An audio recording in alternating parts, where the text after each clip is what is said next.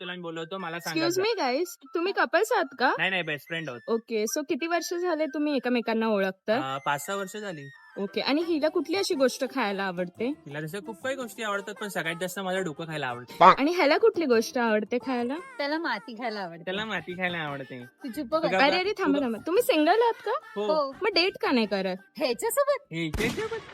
मी काय चांगला नाही का?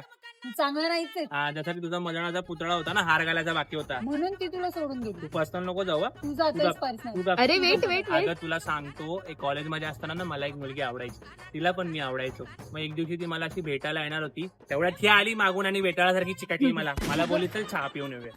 मला काय माहिती ती येणार गप होती. बस, तुला माहिती होतं का? मला नव्हतं माहिती. तुला सांगते, एक मुलगा ना प्रपोज दिला मला, प्रपोज करणार होता. साहेब आले स्कूटी घेऊन हाफ चड्डीवरती, चल लॉंग ड्राईव्हला जाऊ, खाऊ पिऊ. इथे आधीच बोललेलं खाऊ पिऊ, स्वतःकडे बघ जरा, अंगात नाही बळ आणि चिमटा काढून बळ. तू ना तू गप, गप्प बस, तू गप, तू तू गप. चाल गप. अरे अरे भांडू नका भांडू नका. त्याची तू सिंगल आहेस?